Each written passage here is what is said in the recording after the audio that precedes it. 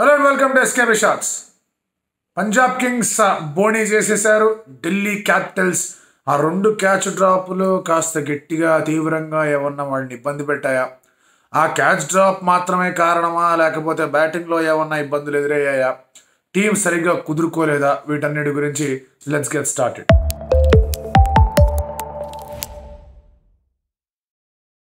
కొత్త స్టేడియం, కొత్త home ground ఇవాళ ఆరంభమైంది. అండ్ అఫీషియల్గా కూడా బీసీసీఐ అఫీషియల్స్ అందరూ వచ్చి కూడా లాంచ్ చేయడం అనేది కూడా చూసాం. మ్యాచ్ ప్రారంభమైంది. ఈ సర్ఫేస్ ఎలా ఉంటుంది, ఏంటి ఉంటుంది అనేది తెలియదు, కానీ మా ప్రాక్టీస్ మాకు ఉంది, మేము మాత్రం ఫీల్డింగ్ చేద్దాం అనుకుంటాం అన్నాడు అక్కడ ధవల్. మిట్ట మధ్యాహ్నం అసలు రూఫ్ గీఫ్ కూడా లేదు, అయినా కూడా జనాలు వచ్చారు, full of heat, but he wanted to field. Rishabh Pant అడిగితే అదే రీజన్ సైడ్ చేసి మేము బ్యాటింగ్ చేద్దాం అనుకుంటున్నాం అని చెప్పాడు. And they started well. Warner and మార్ష్తో వాళ్ళు యాక్చువల్గా బాగానే స్టార్ట్ చేశారు.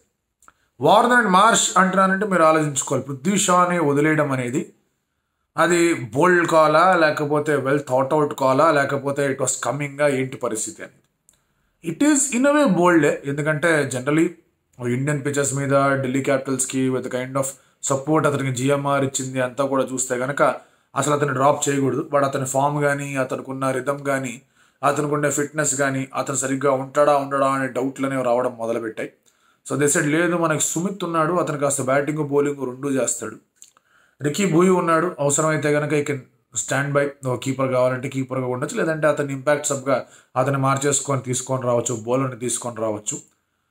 So let us not talk about Shaw అని షాన్ పక్కన పెట్టారు. అండ్ వీళ్ళిద్దరు స్టార్ట్ బాగా చేశారు. మార్ష్ వికెట్ పడింది. ఆ తర్వాత సరే బాగానే ఉంటుంది కదా అనుకుంటే హర్షల్ పటేల్ వచ్చి వార్నర్ వికెట్ కూడా తీశాడు. రిషబ్ పంత్ బ్యాటింగ్కి వచ్చాడు. దాదాపు 500 రోజుల తర్వాత Rishabh Pant was in action. ఒక క్యాచ్ హర్షల్ పటేల్ వదిలేశాడు దాన్ని. ఆ తర్వాత ఒక ఓవర్లో రిషబ్ పంత్ 2-4-2 కొట్టాడు హర్షల్ పటేల్ని. ఆ తర్వాత బాల్ బౌన్సర్ వస్తుందని ఎక్స్పెక్ట్ చేశాడు. అది బౌన్సర్ అని కరెక్ట్గానే ఎక్స్పెక్ట్ చేశాడు. కీపర్ నుంచి కొడదాం అనుకున్నాడు, కానీ అది స్లో బౌన్సర్. సో దాంతో బ్యాట్ ఇట్లా పెడితే అలా పైకి లేస్తుంది. క్లోజింగ్ ఫీల్డర్ షార్ట్ థర్డ్ అయితే షార్ట్ థర్డ్, లేదంటే తను ఎక్కడ కాంటాక్టెడ్ ఆ పేస్ బట్టి పాయింట్ అయితే పాయింట్, గల్లీ అయితే గల్లీ, వాళ్ళ చేతిలో పడుతుంది. ఆడ పాయింట్ చేతిలో పడింది. రిషబ్ పంత్ వెనుదిరిగాడు. దేవర్ 95 for 2. ఆ తర్వాత మెల్లగా వాళ్ళు వికెట్లు పడిపోయి 117 for 5. అండ్ అక్కడి నుంచి 148కి వాళ్ళు దాదాపుగా ఒక 7-8 వికెట్లు పోగొట్టుకున్నారు. అక్షర్ పటేల్ వచ్చాడు, బాగా ఆడాడు. అదొక రన్నింగ్లో మిస్ జడ్జ్మెంట్, ఆ రన్అట్ అయ్యాడు. అది కూడా చాలా కీలకమైన పాత్ర పోషించింది. బట్ అంతకన్నా ముందే మీరు ఒక అబ్జర్వ్ చేస్తే కనుక రికీ భూయి అవుట్ అయిపోవడం, అది వైడ్ బాల్ వెళ్తుంది, నేను కొట్టలేదన్నాడు, కానీ వాళ్ళు రివ్యూ తీసుకున్నారు, అతను అవుట్ అవ్వడం. వార్నర్ మార్ష్ పెద్దగా అంటే వాళ్ళ దగ్గర నుంచి 20-30 కాదు, they need a very big season from them. అది వర్కౌట్ కాల. షై హోప్ ఆడాడు, కానీ మళ్ళీ అది ఎప్పుడైతే యాక్సలరేట్ చేయబోతున్నా అప్పుడు అవుట్ అయ్యాడు. షై హోప్ని కూడా తెచ్చుకున్నారు. They did not go with McGurk. Probably ఈ పిచ్లో కొంచెం అటు ఇటుగా ఏమన్నా ఉంది అంటే కనుక అతను కొంచెం ఆడిన అనుభవం ఉంది కాబట్టి ఒకవేళ కనుక వికెట్లు పడిపోయినా I can play that holding role అనుకొని అతన్ని తెచ్చుకున్నారు షే హోప్ని. బట్ ఎప్పుడైతే Shai Hope, Rishabh Pant, Ricky Bhui back to back వికెట్లు పడ్డాయి, వాళ్ళకి ఛాన్స్ లేకుండా పోయింది. అండ్ దెన్ వాళ్ళు దే ట్రైడ్ ఏం చేద్దామని అక్కడ ఇంపాక్ట్ సబ్ తీసుకున్నారు. అది ఢిల్లీని బాగా వెనక్కి నెట్టింది. దానికి కారణం ఏంటంటే వాళ్ళు ఇంపాక్ట్గా రికీ భూయిని చేసి ఇషాన్ పురిని తెచ్చుకున్నారు. సో ముఖేష్ ఎవరైతే ఇంపాక్ట్ ప్లేయర్గా రెడీగా ఉన్నాడో బౌలింగ్ చేయడానికి రావడానికి, అతను మిస్ అయ్యాడు. సో ఒక బౌలర్ వచ్చి ఉంటే కనుక they would have had a luxury. ఎందుకంటే మార్ష్ ఎలాగో బౌలింగ్ చేయగలడు, సుమిత్ కాస్త బౌలింగ్ చేయగలడు, ఇషాంత్ శర్మ ఉన్నాడు, అది పక్కన పెట్టండి. ఆ తర్వాత Axar, Kuldeep, Khaleel, and then you could have had Mukesh. 7 bowling options ఉండేవి. ముఖేష్ రాకుండా అభిషేక్ పురేల్ని తీసుకోవాల్సి వచ్చింది. బికాస్ దే ఫెల్ట్ ఇది చాలా మంచి పిచ్ టు బ్యాట్, అండ్ ఇది స్లో అయినా కూడా ఈ టార్గెట్ అనేది సరిపోదు. అభిషేక్ పురేల్ రావడం, చాలా గట్టిగా ఆడడం అనేది కూడా చూసాం. అండ్ అభిషేక్ పురేల్ ఇక్కడ చాలా సీరియస్ స్టేట్మెంట్ ఇచ్చాడు. లాస్ట్ టైం రిషబ్ పంత్ లేడు కాబట్టి నన్ను ఒక బ్యాకప్ కీపర్ అనుకున్నారు, బాగానే ఉంది. ఆ తర్వాత మళ్ళీ నన్ను పక్కన పెట్టారు, నన్ను ఇంపాక్ట్ దాంట్లోకి తోసేద్దాం అనుకుంటున్నారా, I'm a better batsmen, you see what I can do అని చెప్పినట్టుగా ఆడాడు. లాస్ట్ ఓవర్ 25 రన్లు రాకుండా ఉన్నాయంటే కనుక అయిపోయేది 155కి అంతకు అయిపోయేది ఢిల్లీ ఇన్నింగ్స్. అది 174 దాకా వెళ్ళింది అంటే కనుక మన అభిషేక్ పురేల్ వల్ల. సో అంతా బాగానే ఉంది. 174, 175 స్టిల్ కొంచెం వాళ్ళు కొంచెం ఫైట్ చేయొచ్చు అనుకుంటున్న టైంలో Dhawan and Bairstow open. Bairstow 1 down రాలేదు. జస్ట్ నో, బేర్స్టోతో లెఫ్ట్ హ్యాండ్ కాంబినేషన్తో మేము వెళ్తాం, ప్రభు సింగ్ని 1 down పంపిద్దాం అనుకున్నారు. స్టార్ట్ బాగా జరిగింది. ఫస్ట్ ఓవర్లో బాగా రన్స్కి వెళ్ళారు. సెకండ్ ఓవర్ కాస్త కంటైన్ అయింది అనుకోవాలి. ఆ తర్వాత ఏంటి పరిస్థితి అది ఇది అనుకున్నారు. దెన్ ఇషాంత్ శర్మ ఇషాంత్ శర్మని తీసుకొచ్చుకున్నారు బికాజ్ దే ఫెల్ట్ వాళ్ళ దగ్గర ప్రాబ్లీ మన ఫిట్నెస్ ఇష్యూసో లేదా అవైలబిలిటీ ఇష్యూసో లేకపోతే అడ్జస్ట్మెంట్ ఇష్యూసో ఏమున్నాయో తెలియదు, కానీ జై రిచర్డ్సన్ లేడు అక్కడ టీంలో. And that is a big call. మరి ఏదైనా కారణం వల్ల లేవడమో తెలియదు.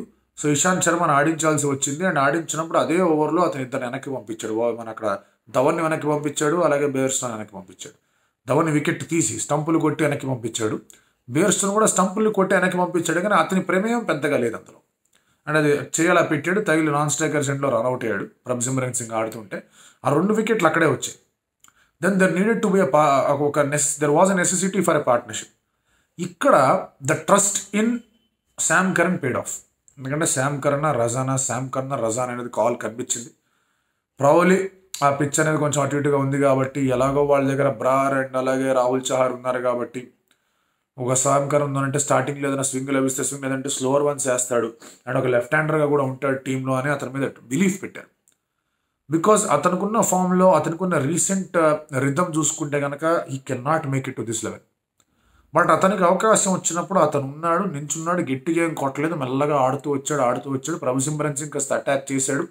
But Kuldeep Yadav once again ఎంత పెద్ద జమ్మా మనం చూసాం. కుల్దీప్ యాదవ్ వచ్చాడు, వికెట్లు తీశాడు. జితేష్ రివర్స్ స్వీప్ ఆడబోయాడు, అవుట్ అయ్యాడు. Rishabh Pant fantastic job as a keeper. అతని గురించి లాస్ట్లో 2 నిమిషాలు మాట్లాడదాం. ఆ తర్వాత మీరు అబ్జర్వ్ చేస్తే కనుక ఏదైతే మీకు రిషబ్ పంత్ జితేష్ని అవుట్ చేసిన తర్వాత there was again a strong partnership. That strong partnership was between 2 Englishmen, Liam Livingstone and అలాగే శామ్ కరన్. మిచెల్ మార్ష్ 2 ఓవర్లు బాగా రన్స్కి వెళ్ళారు.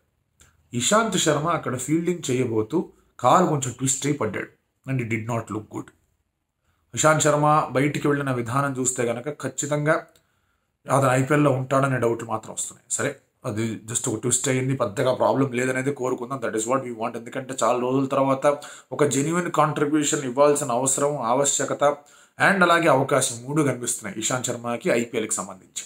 That did not work out for him today. And అక్కడ మళ్ళీ మిస్ అయ్యారు. ఎందుకంటే it looked in good rhythm, slower ones చేస్తున్నాడు, డెక్ని హిట్ చేసి బాగా బౌలింగ్ చేస్తున్నాడు. 2-3 ఓవర్లు పడే అటు సుమిత్ వైపు మార్ష్ వైపు వెళ్ళేవాడు కాదు Rishabh Pant. So Rishabh Pant was tied, తనకు ఆప్షన్స్ లేకుండా పోయాయి. Kuldeep Yadav got them back in to the game. అక్కడ శామ్ కరన్ క్యాచ్ ఒక డ్రాప్ అయింది, ట్రిస్టన్ స్టబ్స్ డ్రాప్ చేశాడు దాన్ని. అతని స్టాండర్డ్కి అది పట్టుకోవాల్సిన క్యాచ్. సరే, ఆ తర్వాత లాస్ట్ బట్ 1 ఓవర్లో ఖలీల్ 2 వికెట్లు తీసి మళ్ళీ హోప్ ఇచ్చాడు. 3వ వికెట్ కూడా వచ్చేది, అక్కడ క్యాచ్ డ్రాప్ అయింది. సరే, అక్కడ పట్టుకున్నా కూడా లివింగ్స్టన్ ఎలాగో ఉన్నాడు కాబట్టి అతను ఫినిష్ చేసేవాడే. ఒక బౌలర్ షార్ట్గా ఉన్నాడని ఎలాగో మాట్లాడుకున్నాం. సో ఆ నేపథ్యంలో they had their problems. Delhi capitals score తక్కువ ఉంది, బౌలర్లు తక్కువ ఉన్నారు. So it was Punjab kings day. కానీ వాళ్ళు దే విల్ బి కన్సర్న్. ఈ మ్యాచ్ ఏంటో ఓకే, మనం కూడా వికెట్లు పోగొట్టుకుంటున్నాం, కొంచెం జాగ్రత్తగా ఉండాలి. ఇదేంటి పరిస్థితి, జితేష్ ప్రాబ్లీ అలాంటి షాట్ ఆడకూడదేమో, we should look after our batting. ఎందుకంటే ఇంకొక వికెట్ పడిందంటే కనుక ఏం జరుగుతుందో తెలియని పరిస్థితి. 5 దాటిందంటే కనుక మనకి గండమే, 5 వికెట్స్ దాటిందంటే. So they have their own concerns they. Harshal Patel runs ఇచ్చి ఉండొచ్చు కాక లాస్ట్లో, బట్ 2 ఇంపార్టెంట్ వికెట్లు తీశాడు. అటు ధవన్ది అండ్ ఇటు పంత్ది, 2ని కూడా బౌన్సర్ అవుతా వికెట్ తీశాడు. ఆ బౌన్సర్ రూల్ వల్ల వైడ్లు పడి ఉండొచ్చు, ఆ బౌన్సర్ రూల్ వల్ల ఎక్స్ట్రా ట్రై చేస్తుండొచ్చు, ఎక్స్ట్రా రన్స్కి వెళ్తూ ఉండొచ్చు. కానీ అదొక స్కిల్, అది మాస్టర్ చేసుకునే విధంగా బౌలర్ తయారయ్యాడంటే కనుక అది బౌలర్కు ఉన్న ఆయుధం. సో దాని గురించి చూద్దాం. Let's talk about Rishabh Pant. Yes, Punjab గెలిచారు, బాగా ఆడారు, సమిష్టి కృషి వాళ్ళది, అందరి దగ్గర నుంచి కాంట్రిబ్యూషన్స్ వచ్చాయి. అండ్ మీరు అబ్జర్వ్ చేస్తే కనుక స్టార్టింగ్ నుంచి కూడా హర్షల్ పటేల్ వికెట్లు తీయడం కానీ, ఆ తర్వాత వాళ్ళు good in the field and బ్యాటింగ్లో కూడా వాళ్ళు టాప్ ఆర్డర్ అంతా కూడా కాంట్రిబ్యూట్ చేసింది. But Rishabh Pant looked very very very very fit. అంటే అతను ఈ లాస్ట్ లాడ్ ఆఫ్ వెయిట్, చాలా వెయిట్ అనేది పోగొట్టుకున్నాడు. దాని తర్వాత యాడ్లో చూసేసరికి ఇంకా కొంచెం వెయిట్ ఉందేమో అనుకున్నా, కానీ చాలా ఫిట్ కనిపించాడు. స్క్వాట్ కూడా బాగా చేస్తున్నాడు, కీపర్గా కూడా మంచిగా ఇన్వాల్వ్ అయ్యి కనిపిస్తూ వచ్చాడు. బ్యాటింగ్ పరంగా కూడా రన్నింగ్ బిట్వీన్ ది వికెట్స్ కానీ, ముందుకు వచ్చి ఆడే విధానం కానీ, ఇంటెంట్ కూడా చాలా బాగుంది. ఐడియల్లీ నాట్ దట్ స్టార్ట్, ఒక క్యాచ్ డ్రాప్ అయింది, అది అని అనుకుని ఉంటాడు. అయినా కూడా కొట్టాడు బాగా. తను ఫేస్ చేసిన 13 బాల్స్లో 9 అటాకింగ్ షాట్స్ ఉన్నాయి అతను, అండ్ అందులో 2 బౌండరీలు కూడా ఉన్నాయి. So it's a very good start. Let's hope he does well. ఎందుకంటే అతన్ని యాక్షన్లో చూసి చాలా రోజులైంది, అండ్ యాక్షన్లోకి వచ్చిన తర్వాత అద్దరిపోయే విధంగా అతను ఆరంభించాడు. రన్స్ కొట్టకపోయినా కూడా the way he came on to the field was fantastic. మంచి విక్టరీ పంజాబ్ కింగ్స్కి.